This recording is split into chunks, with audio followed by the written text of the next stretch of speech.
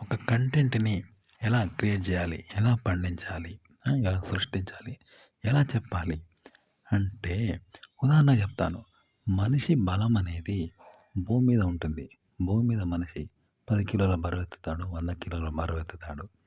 కానీ అదే శక్తి నీళ్ళల్లో ఉండదు. నీళ్ళలో మనిషి తేలడమే కష్టం. అంటే మనిషి బరువు జీరోకి పడిపోవాలి. తన బరువే జీరోకి పడిపోయినప్పుడు తను అదనంగా వేరే బరువును తను మోస్తే తన వెయిట్ పెరిగినట్టే కదా! కింద మునిగిపోతాడు.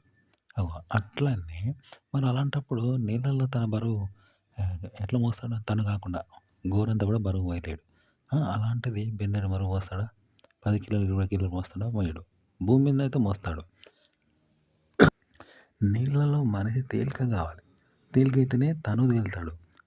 అలాంటప్పుడు తన మీద వస్తువు పెట్టుకుంటే బరువు గదా! తను బరువెత్తాడు. కాబట్టి తనే మునిగిపోతాడు. అట్లుంటది. అర్థమైంది కదా లాజిక్ ఇక్కడ. కాబట్టి భూమి మీద ఉన్న బరువు ఎంత మోసినా అంత మోయాలి. భూమి మీద తను ఎంత పట్టుదలతో ఉన్నాడో నీళ్ళలో అంత ఉండాలి. అంటే అది అసాధ్యం అన్నమాట. కాని పని. అట్లుంటేనే తేలుతాడు. తేలికగా అయితేనే తేలుతాడు. అలాంటిది భూమి మీద ఉన్నట్టు పట్టుతో భూమి మీద ఉన్నట్టు బరువులు మోస్తే తను బరువై మునిగిపోతాడు. కానీ ఆ స్థితిలో కూడా అంటే నీళ్ళల్లో ఆ తేలిక స్థితిలో కూడా భూమి మీద ఉన్న బరువు తను మోయాలి. భూమి మీద ఉన్న పట్టుతో, ఆ భూమి మీద ఉన్న సాంద్రత తను పొందాలి. తనలో కలగాలన్నమాట. అలా చేస్తే ఎలా ఉంటుంది? అదనమాట నటన అంటే. అంటే నేరుగా భూమి మీద బరువు మోయడము, భూమి మీద మన సాంద్రత పెంచుకోవడం అనేది ఎవరికైనా వస్తుంది నేల మీద. నేలకు పట్టుతూ ఉంటుంది కాబట్టి అలా చేస్తారు. కానీ నీళ్ళకు ఆ సాంద్రత ఉండదు.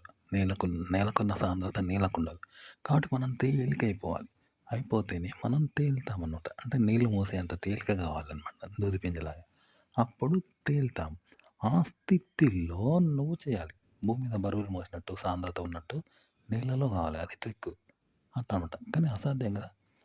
అలా చేస్తేనే అది నటన అంటారు. అంటే భూమి మీద మనం ఏదైతే నటన చేస్తామో మనముగా అవన్నీ చేస్తామో అది అలాంటి నటన చేయడం కాదు. అది అందరూ చేస్తారు.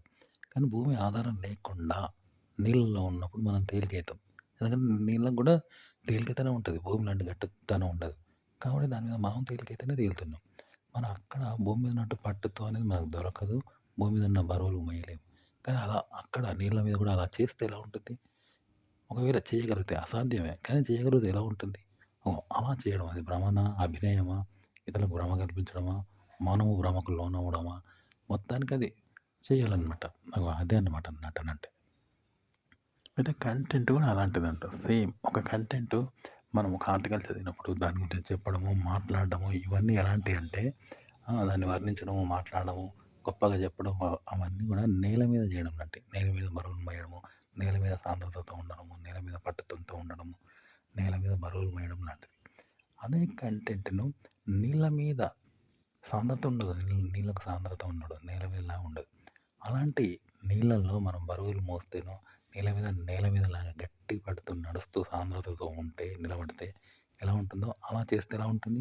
ఆ స్థితిలో అంటే నీళ్ళ మీద కూడా నేల మీదలాగా చేయాలన్నమాట. ఆ!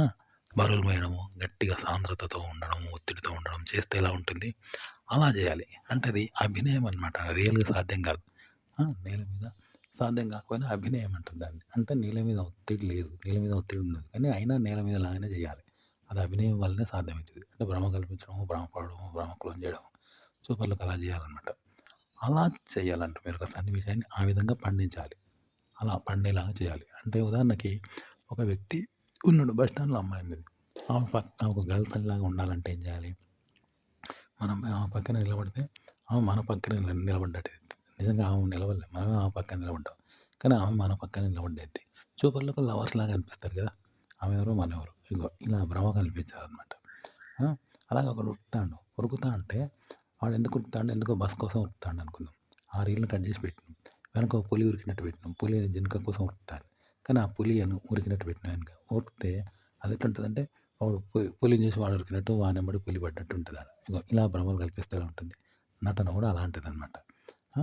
అలాగే సన్నివేశాలు కూడా ఇలాగే క్రియేట్ చేయాలి. ఇతరులకు భ్రమను లోను చేయాలి.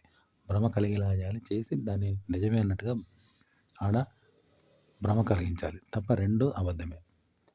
ఎనకటో సామెత ఉండే చూసారా? ఒక ముసలోడిని పెళ్ళాం కొడతాంది. గుద్దుతాంది. దిమ్మ దిమ్మ గుద్దుతాంటే ఇజ్జత్ పోద్ది, పరువు పోద్దని ముసలోడు ఏం చేస్తాడంటే సవలం చేసావు అంటాడు. అంటే ఆడ అర్థం ఏంది? చూపర్లు లేవనుకుంటాడు. ముసలోడే సవలం చేసావని గుద్దుతాడేమో, అందుకే సప్పుడొత్తాంది అన్నట్టుగా ఇతరులు అనుకుంటాండ్రు. వాడు అట్లా కావాలని అట్లా అంటాడు. కానీ నిజానికి వాడే దెబ్బలు తింటాడు. ఇట్లా అన్నట్టు జనాలకు ఆ కంటెంట్ భ్రమ కలిగేలాగా కొన్ని ట్రిక్స్ యూజ్ చేసి అలా కలిగేలాగా చేయాలన్నమాట. ఆడ లేకున్నా ఉన్నట్టుగా వాళ్ళకి అనిపించేలాగా చేయాలి. అలా చెప్పాలన్నమాట. ఇది చెప్పే విధానం కంటెంట్‌ను.